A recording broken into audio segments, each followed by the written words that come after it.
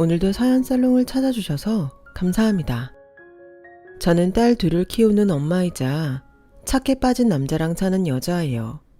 주변에 보면 여자들이 나쁜 남자한텐 목을 매면서도 착한 남자한테는 매력을 못 느끼더라고요. 저도 한때는 그랬어요. 그러다 나쁜 남자한테 된통당하고는 지금의 남편과 결혼하게 되었죠. 착하게 살면 복을 받는다고 하지만 실상은 호구가 될 뿐이었어요. 남편과 결혼한 지 12년이 되도록 손해를 봤으면 봤지 절대로 이득을 본 게 없었거든요. 그런데 하늘이 무심하지는 않은지 뒤늦게 복을 내려주셨지 뭐예요. 하지만 보기에 따라선 그리 유쾌한 일도 아닌데 주변에 자랑질을 하고 다니기도 그래서 평소 자주 사연을 청취하던 이곳에 제 사연을 보내려고 이렇게 사연을 적고 있어요. 남편과 제가 만난 건 15년 전 겨울 크리스마스 이브였어요. 그날 저는 당시 사귀던 남자와 약속이 있어서 해화동으로 가는 길이었죠. 약속 시간은 다 됐는데 날이 날인지라 도로에 차가 하도 막혀서 제가 탄 버스가 좀처럼 움직이질 않더라고요. 남자친구한테 전화를 했지만 연결이 안 돼서 발만 동동 구르고 있었어요. 버스 라디오에서 흘러나오는 교통방송을 들어보니 그 일대가 차량으로 꽉 막혀서 꼼짝 못하고 있다더라고요. 그래서 이렇게 길에서 시간만 버리느니 차라리 걸어서 가는 게 낫겠다 싶었어요. 다행히 저랑 같은 생각을 한 승객들이 몇몇 있어서 버스 기사님께 양해를 구하고 덕수궁 근처에서 내렸어요. 그리곤 해화동 방향으로 걸어갔죠. 다행히 눈은 안 와서 길을 미끄럽지 않았지만 영하의 날씨에 잔뜩 꾸미고 나오느라 코트자락 사이로 칼바람이 무섭게 치고 들어왔어요. 잔뜩 공을 들인 화장은 연신 흘러내리는 콧물을 닦느라 코 주변이 벌겋게 변해버렸고요. 한마디로 엉망진창이었죠. 남자친구와는 전화 연결도 안 되고 약속 시간은 이미 10분가량 늦은 상태라 꼴이야 어떻든 간에 발걸음을 재촉하는 수밖에 없었어요. 그렇게 가까스로 약속 장소에 도착해 보니 25분이나 늦었더라고요. 혹시나 하는 마음에 주위를 둘러봤지만 남자친구는 없었어요. 바람 맞았다고 생각하고 돌아갔나 생각했던 그때 남자친구한테 전화가 왔더라고요. 그런데 어쩌지? 내가 이제 일어났어. 씻고 나가고 늦을 것 같으니까 오늘 약속은 그냥 취소하자. 생각 같아서 내일 보자고 하고 싶은데 내일이 크리스마스잖아. 우리 집은 크리스마스를 가족과 함께 보내는 게 전통이거든. 내가 나중에 다시 전화할게. 아니, 이런 경우가 어딨어? 내가 여기까지 어떻게 왔는데. 적어도 이런 경우엔 미안하다는 말 정도는 해야 되는 거 아니야? 그리고 뭐? 크리스마스는 가족과 보내는 게 전통이라고? 그럼 작년 크리스마스에 친구들이랑 스키장 갔던 건 뭐야? 거짓말을 하려거든 제대로 좀 해. 그리고 앞으로 전화할 거 없어. 우리 그냥 여기서 끝내. 그동안 번번이 거짓말을 하며 약속을 미뤄왔던 남자친구는 단 한 번도 제게 미안하다는 사과를 하지 않았어요. 그런데도 늘 받아준 제가 바보였죠. 당시 제 남자친구는 소위 말하는 나쁜 남자의 정형이었거든요. 8, 9번 잘못하고 한두 번 잘해주면 그 한두 번에 고마워서 어쩔 줄 몰라 했던 제가 멍청이었죠. 하지만 그날은 정말 못 참겠더라고요. 그렇게 크리스마스 이브에 솔로가 된 저는 혼자서 해화동 마로니에 공원 앞에 덩그러니 서 있었어요. 미리 예매해둔 연극 공연표를 어쩌나 내려다보고 있는데 아직 공연표를 못 구한 연인 한 쌍이 저를 안표상으로 착각했는지 은밀히 다가와 얼마냐고 묻지 뭐예요. 당황해서 아무 말도 못하고 서 있는데 상대 여자가 저를 쓱 살피더니 자기 남자친구한테 그러는 거예요. 이 여자 애인한테 바람 맞았나 봐. 크리스마스 이브에 웬일이니? 오빠, 그냥 딴 거 보러 가자. 이런 표 사면 괜히 재수없을 것 같아. 아니, 내가 지들한테 표를 사라고 그런 것도 아닌데 괜히 와서는 사람 염장을 지르지 뭐예요. 안 그래도 기분도 안 좋은데 말이죠. 그래서 버럭 소리를 지르려고 했는데 그 순간 누군가가 제 어깨를 감싸더니 대신 소리를 치더라고요. 누가 바람을 맞아요? 남친이 버젓이 여기 있는데. 그리고 말 그렇게 함부로 하는 거 아닙니다. 재수없다니요. 당신이 뭔데 내 여자친구한테 그따위 소리를 하는 거냐고요. 낯선 남자가 얼굴을 붉혀가며 소리치자 남녀는 미안하다고 사과를 하곤 서둘러 자리를 떠났어요. 그러자 남자도 제 어깨를 두르고 있던 손을 놓더라고요. 미안해요. 처음부터 끼어들 생각은 없었는데 저 사람들이 너무 무례한 것 같아서 나도 모르게 그만. 실례가 됐다면 사과드릴게요. 사실 제가 사과를 받을 일은 없었어요. 오히려 고맙다는 말을 해야 할 판이었죠. 그래서 사과하실 필요 없다고 했어요. 그랬더니 남자가 어렵게 말을 꺼냈어요. 사실 저도 바람 맞았어요. 길이 막혀서 버스에서 내려 여기까지 걸어왔는데 도착해보니 여자친구가 못 나온다고 연락을 했지 뭐예요. 일부러 들으려고 한 건 아닌데 옆에서 통화하는 걸 들어보니 그쪽도 나랑 비슷한 상황인 것 같아서 나도 모르게 감정이입이 됐던 모양이에요.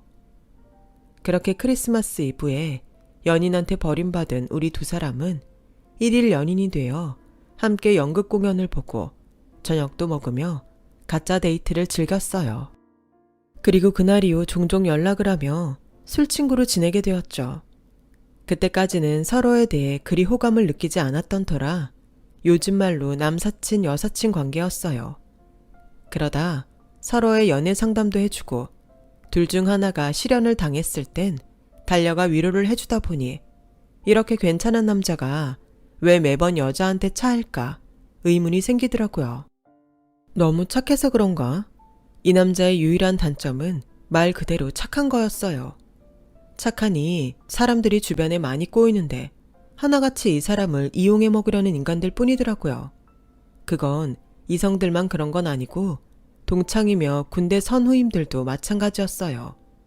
밥값에 술값까지 털어먹곤 갈 때는 택시비까지 뺏어가니 말 다 했죠. 그렇다고 이 남자가 돈이 많은 사람도 아닌데 말이에요. 한 번은 옆에서 보다 못한 제가 한 소리 했더니 오죽하면 자기한테 그러겠냐고 오히려 그 사람들을 이해하는 듯 말하지 않겠어요? 그 사람들도 그렇게 생각할까? 내가 보기엔 아닌 것 같던데? 도움은 필요한 사람한테 주는 거지 굳이 필요치 않은 사람한테까지 일부러 당해줄 필요는 없는 거라고. 세상을 어떻게 살아가려고 이렇게 사람이 무르게 굴어. 남의 걸 뺏고 살라는 게 아니잖아. 적어도 뺏기고 살지는 말아야지.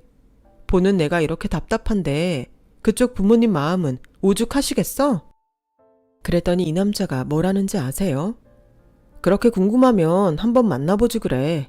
안 그래도 우리 엄마가 윤정씨 많이 궁금해하시거든. 말이 끝나기가 무섭게 남자는 저를 끌고 서울 모초의 식당으로 데리고 갔어요. 그리고는 이 식당 인기 메뉴라며 쌈밥을 시키더라고요. 지금 이게 뭐 하는 짓이냐고 했더니 우리 엄마가 그러셨거든. 나한테 명품 백 사달라, 구두 사달라 하는 여자 말고 인생 똑바로 살라고 충고해주는 여자를 만나라고. 지금까지 만난 여자 중에 나한테 뭘 사달라고 조르지 않은 여자는 윤정씨 딱 하나였어. 게다가 인생 똑바로 살라고 훈계까지 해주니 엄마가 말한 여자 아니겠어? 그래서 엄마한테 소개시켜주려고. 지금 나한테 장난하나 싶은 그때 주방에서 한 아주머니가 나오셨어요. 남자는 그 아주머니를 향해 해맑게 엄마라고 부르더군요. 보아하니 이 식당 주방에서 일하시는 모양이었어요. 남자는 자기 엄마한테 저를 소개했고 아주머니는 제 이름을 듣자 화색을 띠며 그동안 꼭 한번 만나보고 싶었다며 무척 반가워하셨어요. 30이 다 돼서 사귄 친구 엄마한테 이렇게 인사를 드리러 오게 될 줄은 몰랐지만 아주머니도 이 남자처럼 사람이 유하고 인상이 좋아서 초면임에도 그리 불편하지 않더라고요. 그날을 시작으로 남자는 종종 저를 자기 엄마가 일하는 쌈밥집에 데려갔고 거기서 밥도 먹고 아주머니랑 수다도 떨면서 아주머니와 저는 가까워졌어요. 그렇게 한 1년쯤 지났을까요? 하루는 남자가 엄마 선물을 사는데 도와달라고 해서 함께 쇼핑에 나섰는데 하필 거기서 남자의 전 애인을 만났지 뭐예요. 크리스마스 이브에 바람을 맞췄던 그 여자였죠. 그런데 기가 막힌 건 그 여자가 남자의 절친과 팔짱을 끼고 있었다는 거였어요.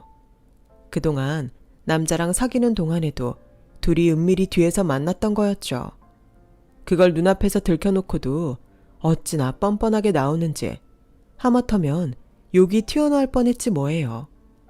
여자는 제 머리끝부터 발끝까지 훑더니 비아냥거리며 말했어요. 오빠, 요즘엔 저런 여자도 만나? 스타일도 그리고 나이도 많아 보이는데? 완전 실망이다. 혹시 저 여자한테 흠이라도 잡혀서 억지로 사귀는 거 아니야? 그러지 않고서야 왜 저런 여자를 만나? 그러자 남자가 피식 웃으며 말했어요. 옛말에 돼지 눈에는 돼지만 보이고 부처 눈에는 부처만 보인다고 했어. 너한텐 이 사람이 어떻게 보이나 몰라도 내 눈엔 누구보다 대단한 사람으로 보여. 자기 힘으로 대학은 물론 대학원에서 석사까지 받았고 회사에서도 능력을 인정받아서 동기들보다 진급도 훨씬 빠른 사람이거든. 누구처럼 자기 남자친구의 절친까지 양다리를 걸쳐가며 빼기며 신발, 돈까지 뜯어내느라 아양 떨지 않아도 충분히 자기 힘으로 사서 쓸 수 있는 사람이야. 너같이 남자 등에 빨대 꽂고 사는 애가 함부로 말할 사람 아니라고. 그러니까 입 닥치고 가던 길이나 가. 더 이상 망신당하고 싶지 않으면.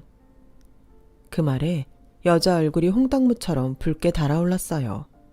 하지만 씩씩거리면서도 정작 뭐라고 대받아치지 못하더라고요. 그럴만도 하죠. 남자가 한 말 중에 틀린 말은 하나도 없었으니까요. 두 사람이 도망치듯 자리를 떠나자 남자는 제게 미안하다고 사과를 했어요. 자기 때문에 겪지 않아도 될 일을 당한 것 같다고 말이죠. 그 순간 우리가 처음 만났던 그날이 불현듯 떠올랐어요. 처음 보는 여자를 구해주겠다고 용기 내 남자친구 노릇을 했던 그 모습이요. 이런 남자라면 세상에 나를 버려도 굳건히 내 옆을 지켜주지 않을까 하는 생각을 하게 되었어요. 그래서 거두절미하고 말했죠. 이렇게 된 마당에 우리 그냥 사귀자. 그쪽이나 나나 서로 못 볼 꼴 볼 꼴 다 본 사이인데 뭘 더 재겠어. 어때? 나랑 본격적으로 사귀어 볼래? 좀 전에 자기 입으로 말했잖아. 내가 대단한 사람이라고. 그 대단한 사람이랑 사귈 기회를 주겠다는데 설마 거절하는 건 아니지? 남자는 그 말에 피식 웃더니 기왕 이렇게 된 거 커플링부터 맞추자며 주얼리 샵으로 들어갔어요. 우연한 만남에서 시작해 연인으로 발전한 우리는 그 후 1년 정도 연애를 하다가 결혼을 하게 되었어요. 저희 부모님은 제가 데려온 남자니 믿을 만한 사람일 거라며 별다른 말 없이 승낙해 주셨어요. 어머님은 처음부터 저를 둘째 며느리로 점 찍으셨다면서 누구보다 기뻐하셨고 예단비도 필요 없다시며 저희가 살 집을 꾸밀 약간의 혼수 외에는 거절하셨어요. 집은 남편이 모은 돈이 얼마 안 돼서 어머님이 많이 보태주셨어요. 고마운 마음에 시댁 근처에 전셋집을 얻어 신혼집을 차리게 되었죠. 그렇게 결혼 준비부터 결혼식까지 물 흐르듯 순조롭게 흘러갔어요. 결혼 후에도 남편이나 시댁 때문에 힘든 일은 없었어요. 오히려 저희 친정보다 시댁이 편하게 느껴질 정도였죠. 저희 친정은 부모님 모두 오빠한테만 기대를 걸고 살아오신 터라 딸인 저한텐 그리 관심이 없는 편이었거든요. 생일만 해도 그래요. 매년 오빠 생일은 꼬박꼬박 챙기시면서 제 생일은 잊고 넘어가기 일쑤였죠. 용돈은 오빠나 저나 똑같이 드리는데도 홍삼이나 한약은 매번 오빠한테만 먹이곤 하셨어요. 아들이 잘 돼야 집안이 산다는 고리짝 같은 얘기를 읊으시면서 말이죠. 그런 반면 저희 시어머니는 남편보다 며느리인 저를 더 챙기셨어요. 물러터진 남편이랑 사느라 제가 고생이 많다시면서 말이죠. 결혼 후 처음 맞는 제 생일상도 어머님이 직접 차려주셨어요. 귀한 며느리를 보내주셔서 감사드린다며 저희 부모님께 고가의 손목시계도 하나씩 보내드렸고요. 처음엔 그냥 도금시계가 아닐까 했던 엄마는 지인들과 백화점에 갔다가 명품관에서 똑같은 시계를 보고는 가격에 놀라 저한테 전화를 했더라고요. 얘, 너도 알고 있었니?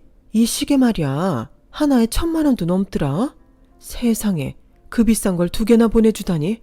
너희 시어머니 식당 주방에서 일한다고 하지 않았었니? 돈이 어디서 나서 그 비싼 걸 보냈다니? 결혼식 때도 보면 그리 잘 사는 집 같지는 않았는데 말이야. 그나저나 이 시계 받아도 되는 거니? 너무 고가라서 걱정돼 말이야. 저 역시 몇십만 원짜리 시계라면 모를까 1,000만 원이 넘는 시계를 넙죽 받는 건 도리가 아니라고 생각했어요. 그래서 점심시간에 어머님 가게에 들러 시계 얘기를 했어요. 마음은 감사드리지만 저희 부모님이 가격을 아시곤 부담된다고 돌려드리고 싶어 하신다고요. 그랬더니 어머님이 그러시더라고요. 그런 걱정 일랑 안 하셔도 된다고 잘 말씀드려라. 우리 집 형편에 그 정도는 할 수 있어. 어머님도 참 그 연세에 아직도 남의 집 주방일 하시면서 형편이 되다니요. 어머님은 어떻게 번 돈인데 그런데 함부로 쓰세요. 그건 절대 안 돼요. 어머님이 환불하시기 정 그러시면 제가 대신 가서 환불해 올게요. 제가 극구 안 된다고 반대하자 어머님은 더는 안 되겠다는 듯 말씀하셨어요. 실은 그동안 내가 말 안 한 게 있는데 이 가게 말이다. 내 가게란다. 이 건물도 그렇고 우리 큰애가 하도 욕심이 많고 성격이 별나서 그 녀석 버릇들이느라 그동안 남의 가게 일하는 걸로 말해왔어. 둘째야, 내 가게라고 해도 심드렁 할래지만 큰애 내외는 다르거든. 너도 결혼식 때 봐서 알겠지만 혹여 내가 니들한테 뭐라도 더 해줄까봐 눈에 불을 켜는 애들 아니니? 이 가게가 내 거란 걸 알면 당장 자기 명의로 해달라고 달라붙을 녀석이다. 자식 험담하는 것 같아 창피하지만 내가 먹고 사느라 바빠서 자식 교육을 제대로 못했어. 내 불찰이지. 그나마 둘째는 천성이 착해서 내가 따로 돌보지 않아도 바르게 컸지만 큰애는 정반대거든. 그래서 말인데 둘째한테도 이건 비밀로 해야 한다. 혹여 지영한테 얘기 들어가면 니들도 엄청 시달리게 될 거야. 알았지? 의도치 않게 어머님의 비밀을 알게 된 저는 입 다물겠다는 약속을 하고 회사로 돌아왔어요.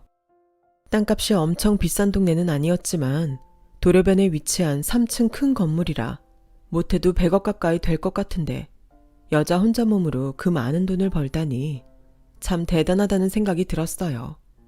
한편으로는 아주버님 내외가 도대체 어떤 사람이길래 어머님이 자식한테도 재산을 숨기고 사실까 궁금하기도 했죠.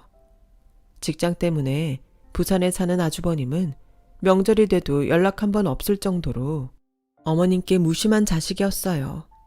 그건 손위 형님도 마찬가지였죠. 어머님 생신 때도 선물은커녕 전화 한 통 없을 정도였거든요. 그렇다 보니 제가 둘째 며느리임에도 시댁 제사며 명절, 시어머니 생신까지 도맡아 해야 했어요. 그렇다고 억지로 했던 건 아니에요.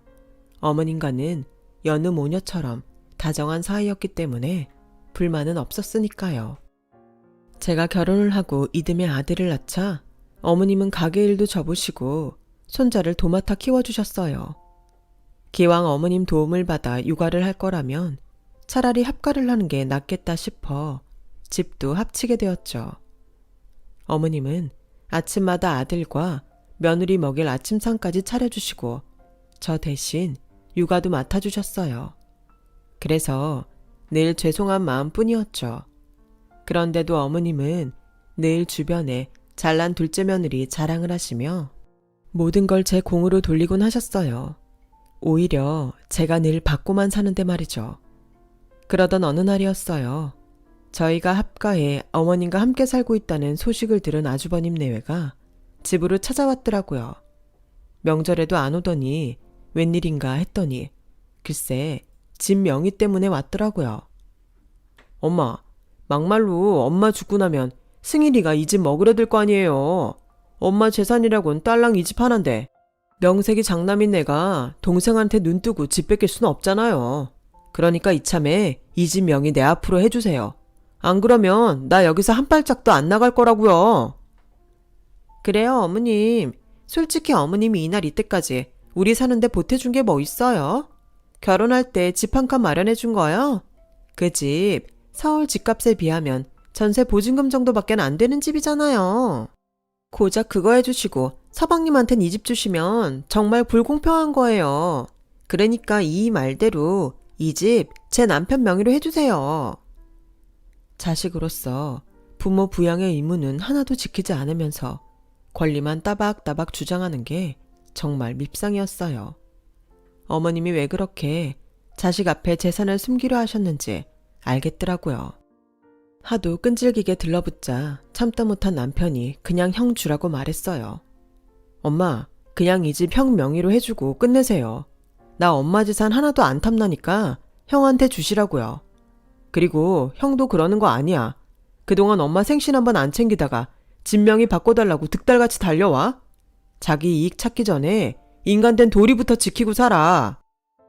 너 이 새끼 누구한테 훈계질이야? 지 앞길도 못 닦는 주제에 어디서? 너 아직도 대리딱지 못 대고 산다며. 나한테 훈계하기 전에 네 인생이나 똑바로 살고 말해.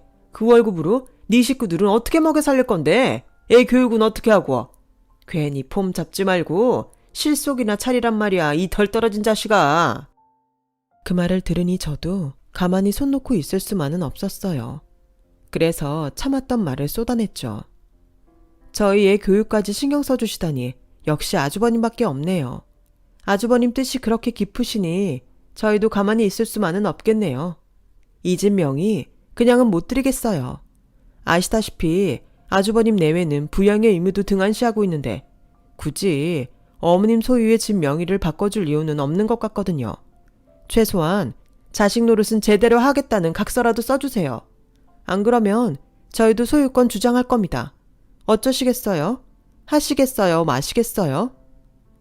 결국 아주버님 내외는 앞으로 명절과 시어머님 생신 때 찾아오겠다는 각서를 썼고 더불어 이를 어길 시에는 어머님 재산의 소유권을 주장하지 않겠다는 내용도 담아 집 근처 변호사 사무실에서 공증을 받았어요. 그리곤 어머님 집 명의를 아주버님 앞으로 해주었죠. 하지만 사람 성격이 어디 그리 쉽게 변하던가요.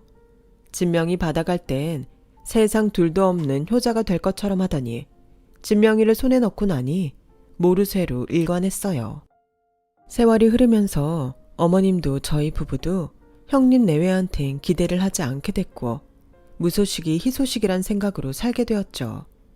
그런데 저희 아들이 초등학교에 입학하던 무렵부터 몸이 안 좋아지신 어머님은 병원을 찾는 일이 많아졌고 숱한 검사에도 불구하고 결과는 항상 이상이 없다고 나왔어요.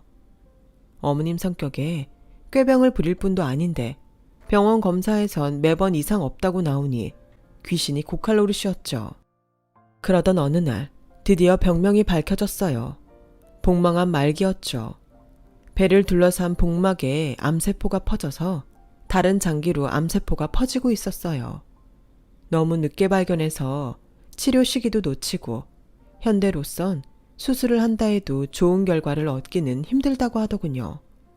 병원을 안 갔으면 몰라도 서울 시내 유명하다는 병원은 다 돌며 검사를 받았는데도 이제야 병명을 알게 되더니 억울하고 화가 났어요. 그건 어머님도 마찬가지였겠지만 어머님은 당신의 운명을 받아들이시는 것 같았어요. 사는 동안이라도 손주 녀석 재롱도 보고 아들 내외랑 즐거운 시간을 보내시겠다고 하시더라고요. 그 말에 가슴이 미어지는 것 같았어요. 남편은 병원에서 어머님 진단이 나오자 부산에 있는 아주버님께도 연락을 드렸어요. 그래도 자식인데 엄마가 시한부 판정을 받았다고 하면 당장 달려오지 않을까 해서였죠. 그런데 열흘이 넘도록 연락 한 번 없지 뭐예요. 2주 가까이 되던 어느 날 밤 느닷없이 집으로 찾아와서 어머님을 부산에 모시고 내려가겠다고 생떼를 쓰지 뭐예요. 이미 그쪽 대형 병원도 알아놨고 어머님이 쓰실 방도 만들어 놨다면서요. 이제라도 큰아들 봉양을 받아보셔야 죽어도 여한이 없지 않겠냐면서요. 그 말을 들으니 고개가 끄덕여지더군요.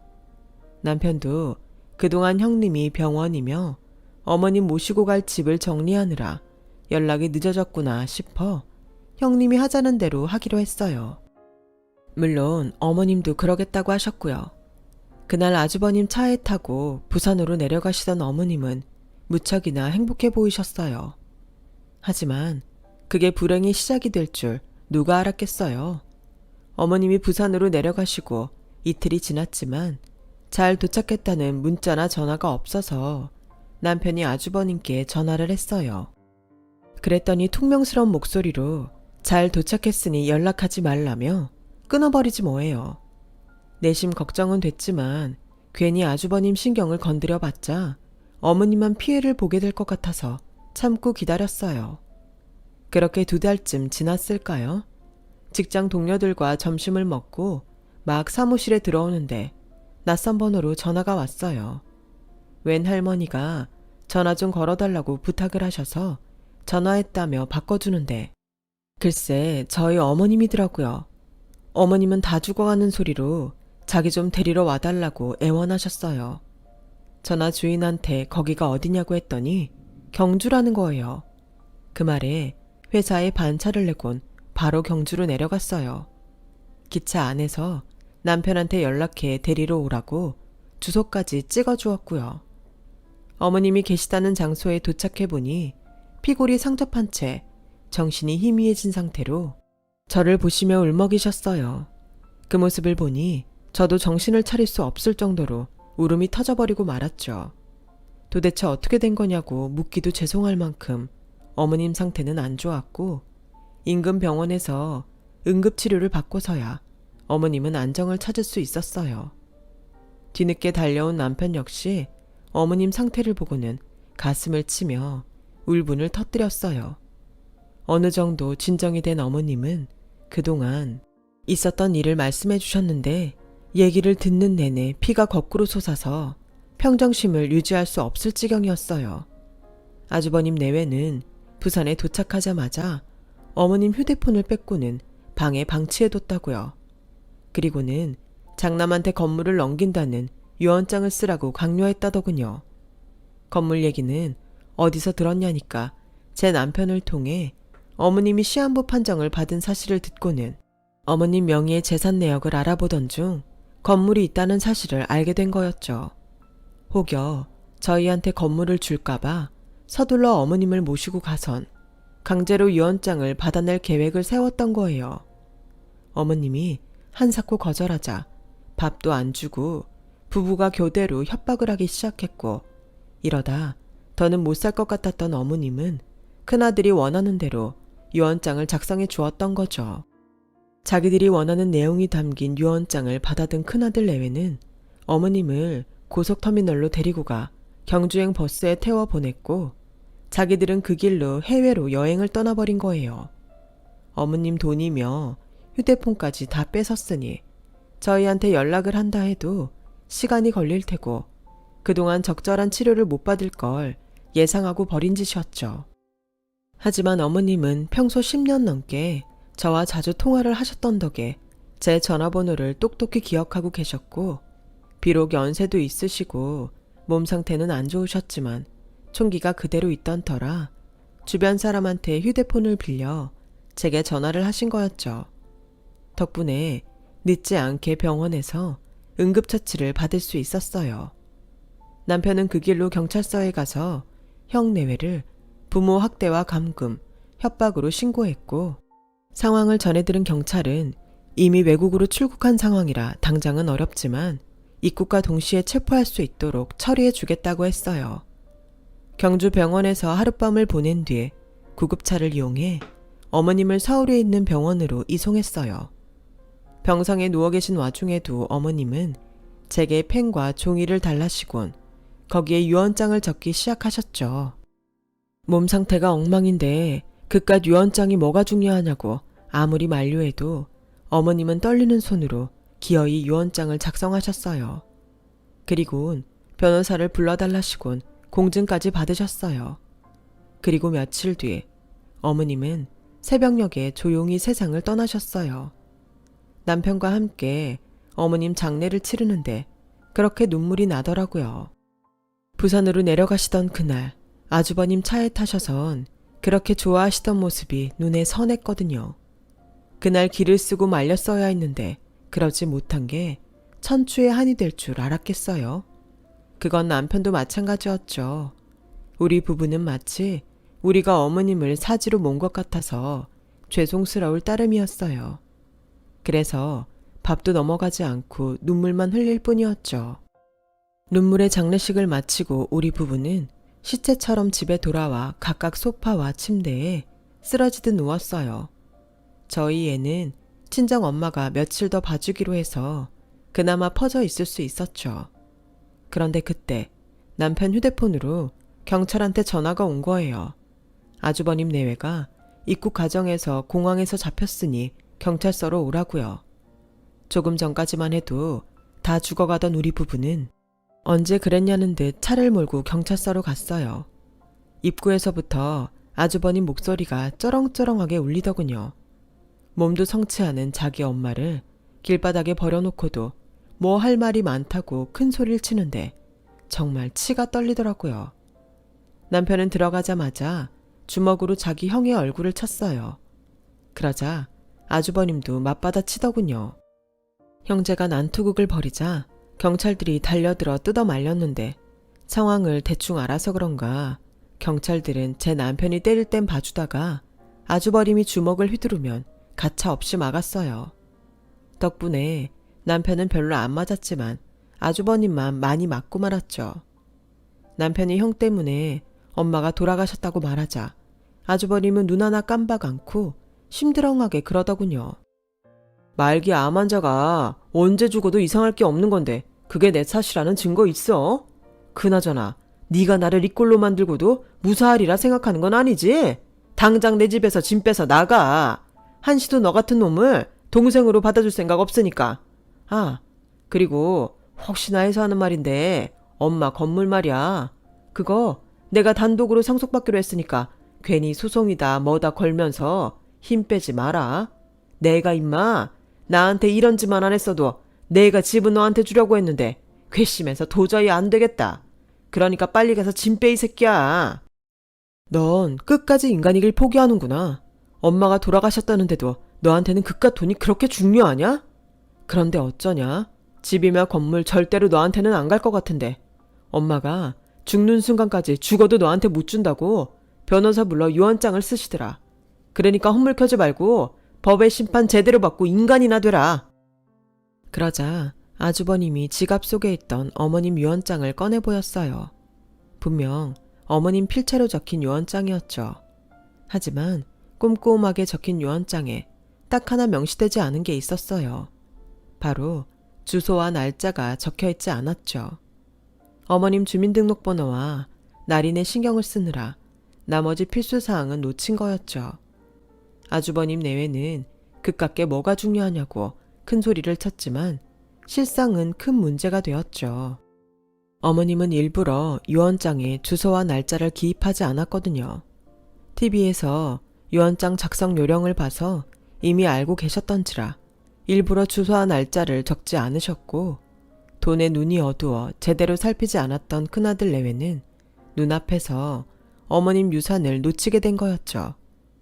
결국 아주버님은 존속 감금, 협박 유기죄로 실형을 받게 되었고 거기에 가담한 손이 형님도 벌금형을 받게 되었어요. 거기다 어머님이 저희한테 남겨주신 유서 덕분에 어머님의 재산 중 단 1원도 큰아들 손에 들어가는 일은 없게 되었어요. 착한 남자랑 결혼해 살면서 매번 손해만 봤던 저는 결국 이렇게 생각지도 못한 큰 재산을 얻게 되었어요. 하지만 어머님의 마지막 모습을 생각하면 여전히 가슴이 아려옵니다. 어머님, 그곳에서는 더 이상 아프지 마시고 어머님 좋아하시는 꽃구경 실컷 하시면서 행복하게 사세요. 그리고 먼 훗날 다시 만나서 모녀처럼 다정하게 살아보자고요. 그때까지 안녕히 계세요. 지금까지 제 사연을 들어주셔서 감사합니다. 항상 건강이 최고죠. 건강 조심하시고 하시는 일 다 잘 되시길 바랍니다. 여러분, 사연 댓글에 응원과 현명한 조언 부탁드려요.